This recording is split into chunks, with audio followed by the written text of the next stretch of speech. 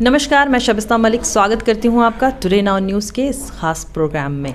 और जैसा कि आप लोगों को पता होगा कि निगम के चुनाव में एक बड़ी फेरबदल की गई है और प्रदेश में चुनावी गर्मा गर्मी माहौल बना हुआ है और इन्हीं चुनावी मुद्दों को लेकर आज हम आ पहुंचे हैं श्री रंजीत प्रभाकर जी के पास। तो चलिए सीधा बात करते हैं रंजीत जी से, जो कि पिछले कई सालों से समाज सेवा करते आ रहे हैं और पिछले साल कोरोना में इनकी संस्था सर्व समाज उत्थान ने कई ज़रूरतमंदों को भी सहारा दिया है। स्वागत है आपका टुडे नाउ न्यूज़ के इस कार्यक्रम में। बहुत बहुत धन्यवाद आपके पूरे टुडेज नाउ की टीम को, जो आप लोगों ने इस वार्ता के लिए हमें चुना है। सरकार द्वारा जो नया विधेयक लाया गया है जिसमें पार्षदों की बजाय जनता सीधे अपना महापौर और उप महापौर चुनेगी, अगर जनता आपको महापौर के रूप में देखना चाहे तो आप क्या उस पद के लिए लड़ना चाहेंगे? जी, सबसे पहले तो मैं टुडेज नाउ और आपकी टीम को धन्यवाद देता हूं कि आज इस मुद्दे पे बात करने के लिए आपने मुझे चुना।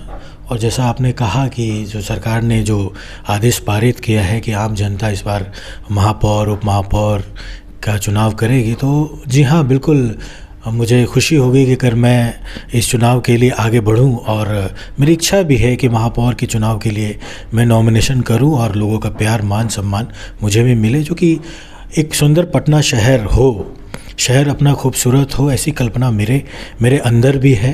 मैं भी एक कार्यकर्ता हूं और उस रूप से मैं देखता हूं कि और भी पटना में और भी क्या सुधार होना चाहिए, वो कल्पनाओं के साथ मैं चुनाव लड़ना चाहूँगा।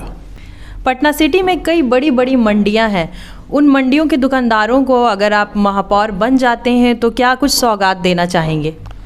देखिए, पटना सिटी मंडियों के पूरा पटना सिटी है और यहाँ बड़ी बड़ी मंडियाँ हैं और थोक मंडियाँ हैं। चूँकि मैं भी एक व्यापारी हूँ, तो जो समस्याएं दुकानदारों की हैं या मंडियों में छोटे मंडियों में छोटे दुकानदारों की हैं, उस समस्या से मैं बिल्कुल पूरी तरह अवगत हूँ। अगर मुझे मौका मिलता है तो मैं जो सबसे बड़ी समस्या यहाँ जो जाम की है उससे निजात दिलाने की कोशिश करूँगा, क्योंकि देखिए, जब शहर दौड़ता है ना तो कारोबार दौड़ता है। और जाम इतना बड़ा समस्या है कि कोई आदमी एक काम के लिए अगर सुबह निकला और एक ही काम हो पाता है, शाम हो जाता है, दूसरे काम की तरफ वो बढ़ पाता नहीं है। चूँकि यहाँ पे आप देखें कि मनिहारी मंडी अलग है, अनाज मंडी अलग है। अगर एक मंडी से दूसरे मंडी में जाना हो तो ये मुश्किल हो जाता है, ये आदमी को 2 दिन 3 दिन रुकना पड़ता है। जब रफ्तार कारोबार का आगे बढ़ाना है तो सबसे बड़ा काम है कि हमें जाम से निजात दिलाना होगा। हमारा पटना मंडियों के साथ साथ कृषि क्षेत्र भी, अक्सर देखा जाता है कि शहर का जो गंदा पानी होता है उसे उस कृषि क्षेत्र में छोड़ दिया जाता है, जिस वजह से किसानों की फसल बर्बाद हो जाती है। उसके बारे में आपका क्या कुछ कहना है? देखिए, बहुत अहम सवाल आपने किया है, क्योंकि हम पूरा भारत, पूरा प्रदेश, पूरा देश जो है किसान पे ही निर्भर रहते हैं। अगर हमारे किसान जिंदा नहीं रहेंगे, उनके फसल सुरक्षित नहीं रहेंगे, तो हम जीवन की कल्पना भी नहीं कर सकते।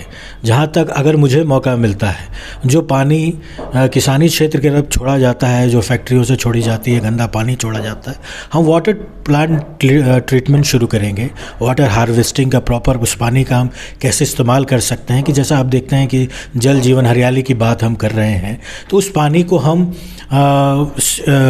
सींचने में प्रयोग कैसे कर सकते हैं, उस पानी का कैसे प्रयोग हम जैसे एक्स्ट्रा काम में, जैसे बर्तन धोना है, ये सब चीज़ों काम में हम कैसे ला सकते हैं। हम वाटर ट्रीटमेंट की तरफ ज़्यादा ध्यान देना चाहेंगे, ताकि उस पानी का उपयोग हो सके और जो खेत खलिहान को नुकसान पहुंच रहा है उस नुकसान से बचाया जा सके।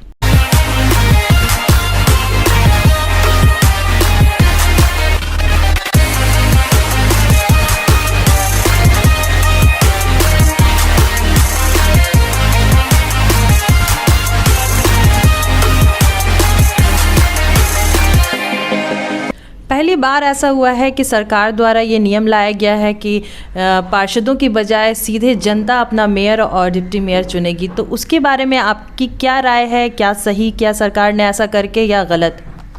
नहीं, देखिए, ये तो बहुत पहले हो जाना चाहिए। मैं तो सरकार की इस आदेश का मैं स्वागत करता हूँ। इससे आम जनता में एक उम्मीद जगी है। हर आदमी एक सोच रहा है कि मैं भी अपने शहर की सेवा कर सकता हूँ। और आज मैं जो चर्चाएं सुनता हूँ कि इस बार जो चुनाव होने वाला है बहुत ही अलग चुनाव होने वाले हैं और प्रत्याशी काफ़ी मिलने वाले हैं हम लोगों को, तो ये आम जनता तक पहुंचने, ये जो सरकार का जो आदेश है इसके पीछे, क्योंकि हम लोग जैसे मान लिया कि पहले महापौर हुआ करते थे तो एक पार्टिकुलर एक वार्ड पार्षद के बीच में रह गया, वार्ड पार्षद की जनता तक पहुँचे, मगर अब ये जो होगा 75 वार्ड में जिस जिसको भी मेयर बनना है उनको मेहनत करना पड़ेगा, 75 वार्ड में रूबरू होना पड़ेगा 75 वार्ड के जनता से। तो इससे क्या होगा कि लोगों में एक जागरूक आएगी और लोगों से मिलना जुलना, लोगों की समस्याओं का निदान जो हर वार्ड में रह जाता था, छोटी छोटी समस्याएं जो हैं उस समस्याओं का निदान हो पाएगा। मैं पुनः सरकार के इस फैसले का स्वागत करता हूं। शहर में छात्रों के द्वारा जो इतना बड़ा आंदोलन हो रहा है जिसमें कुछ छात्र उग्र भी हो गए हैं, उसमें आपके क्या विचार हैं? युवाओं के भविष्य के साथ ऐसे ही खेलती रही सरकार तो उनका क्या कुछ ही भविष्य होगा? देखिए, रेलवे का अक्सर देखा गया है कि एक सरकारी नौकरी का बहुत बड़ा संग्रह है। यहाँ लोग एक उम्मीद से देखते हैं इस विभाग को। जो रिज़ल्ट में जो धांधली की गई है, हम तो यही चाहेंगे सबसे पहले जो केस किया गया है स्टूडेंट्स के ऊपर, वो केस सरकार वापस ले और पुनः जो उनकी मांग है, उनका जो साल इस पर बर्बाद होने वो बचे और सरकार इस चीज़ को वापस लेकर पुनः जो स्टूडेंट्स हैं उन लोगों को एक उपहार दे, उनका रिज़ल्ट बाकायदा बढ़िया से आउट होना चाहिए। यही मैं सरकार से मांग करता हूँ। पहले कहा जाता था कि दिल्ली में बहुत ज़्यादा पोल्यूशन है, उसी प्रकार बिहार भी उसी लाइन में चल रहा है। बिहार में भी पोल्यूशन बहुत ज़्यादा बढ़ता जा रहा है। अगर आप महापौर बनते हैं तो उस पे पोल्यूशन को लेके आप क्या कुछ करना चाहेंगे अपनी राजधानी पटना के लिए? देखिए, जहाँ शहरीकरण है वहाँ पे बड़ी बड़ी बिल्डिंगें हैं, बड़ी बड़ी कारखाने हैं, कल कारखाने हैं, तो ये स्वाभाविक है कि पॉल्यूशन बढ़ेगा ही। और जैसे कि मान लिया काफ़ी ट्रैफिक बढ़ रहा है तो ट्रैफिक पे हम रुकते हैं तो अपनी गाड़ी को चालू रखते हैं, उससे भी पॉल्यूशन होता है।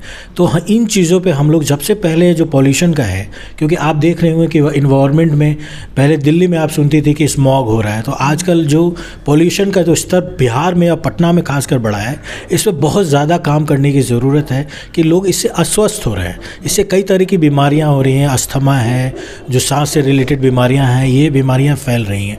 तो इनको रोकने के लिए जो सबसे पहले तो अगर मैं महापौर बनता हूं या ऐसा कोई मौका मुझे जनता देती है तो सबसे पहले पॉल्यूशन, जो ट्रैफिक में जो गाड़ियां रुकती हैं, सड़कों पे जो गाड़ियां चल रही हैं, उनके पॉल्यूशन को कंट्रोल करने के लिए हम लोग काम करेंगे। जैसा कि आप लोगों ने देखा कि इन चुनावी मुद्दों को लेकर हम रंजीत जी के पास आए और उनसे उन मुद्दों पर कुछ विशेष चर्चा की। अगर आपको महापौर बनने का मौका मिलता है तो उसके लिए हमारी पूरी टीम की तरफ से आपको ढेर सारी शुभकामनाएं। हम आशा करते हैं कि आगे भी आप जनता हित में काम करते रहेंगे। Thank you. तो इस बार पूरी कमान आप लोगों के हाथों में सौंप दी गई है, तो अपने मतों का सही इस्तेमाल करें और अपना सही महापौर और उप महापौर चुनें। अगर आप हमारी इस वीडियो को फेसबुक पर देख रहे हैं तो हमारे फेसबुक पेज को लाइक करना ना भूलें। अगर आप हमारी इस वीडियो को यूट्यूब पर देख रहे हैं तो हमारे यूट्यूब चैनल को लाइक और सब्सक्राइब करना ना भूलें। धन्यवाद।